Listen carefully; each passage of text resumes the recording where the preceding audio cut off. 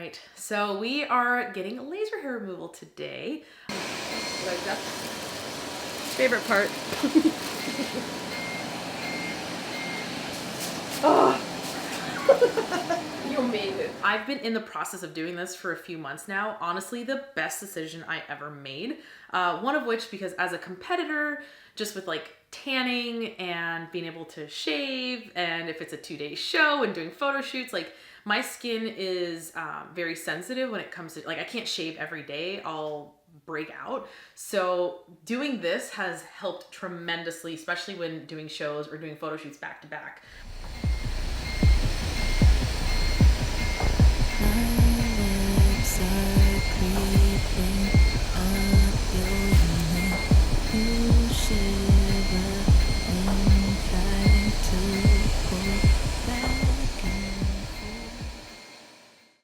So if you're thinking about it, totally do it. The first time I got it done, I didn't have numbing cream, so it was extremely painful. But since then, I've used the numbing cream and it's like perfectly fine. So as you guys see, super quick. I flinched a little bit. There's certain parts that are a little more sensitive than the other. But other than that, it's super fast. I think it took less than like 5 minutes.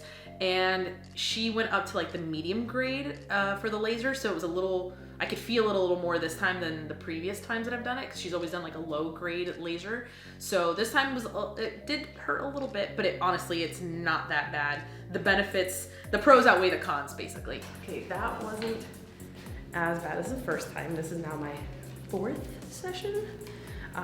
And you're supposed to go every 6 weeks because that's your hair cycle. That's how fast everything grows.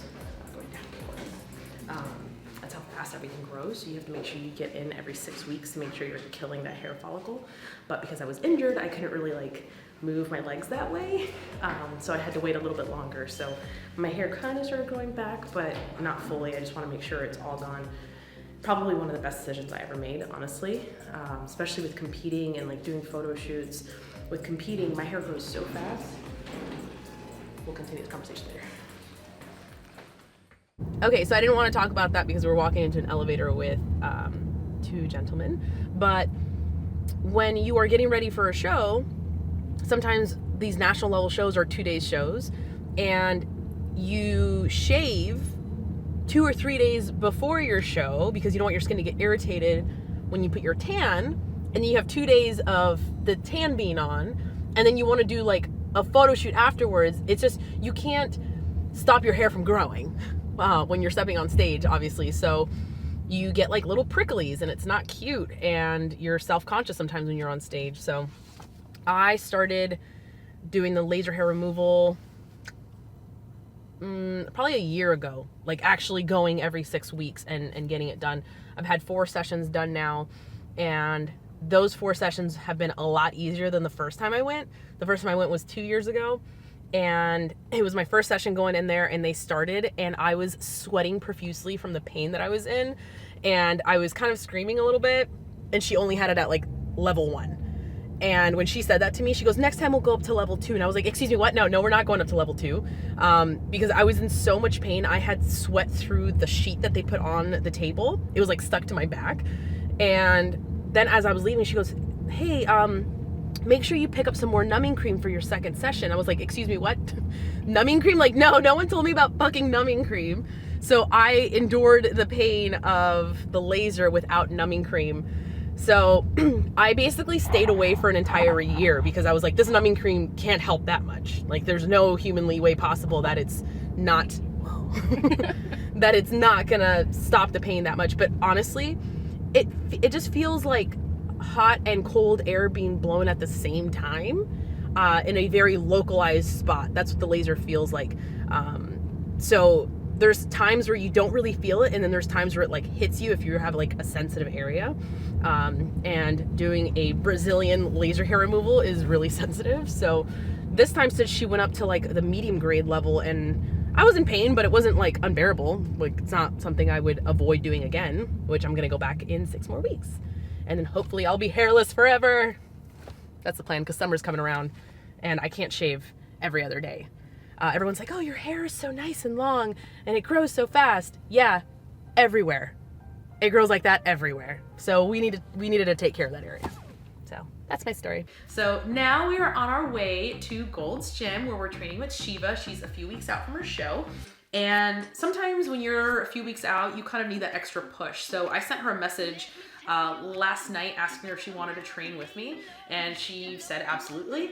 But the thing with Shiva, guys, is she's always late. Like, always fucking late to everything. Or she misses flights. If you guys follow Shiva, you know what I'm talking about. So I told her that we were gonna start training at 1, knowing that she was gonna be an hour late, when really I was shooting for like 1:45.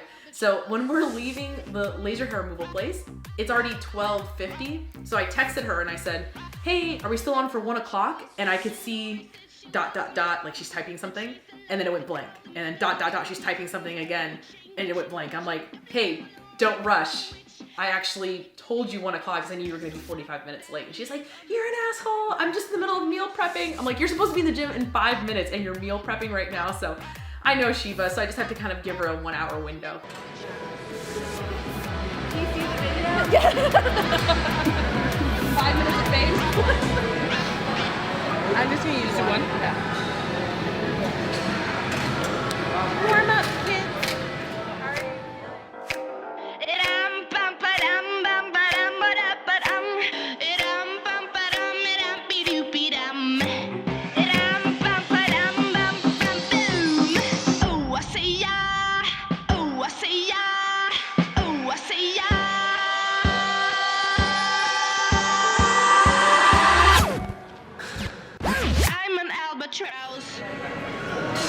I think it's rough. I was just telling her, I think it's rough when you're like a few weeks out from a show, like energy-wise, and especially when you're like done competing. People are gonna ask you how you did on your show, or when you start like reverse dieting or you gain weight.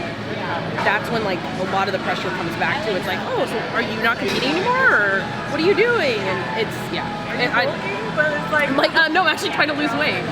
Actually, I've lost 3 pounds, but thanks. But yeah, I think the last few weeks of a show, I think what you're doing is going back to see your family and stuff, like changing the scenery. People are not going to be fucking bugging you. You can put your hoodie on, you can put your hat on, and just grind it out. So, that'll be good. All right, so shoulders it is. that's like the first thing we ever trained together, which is like around the same.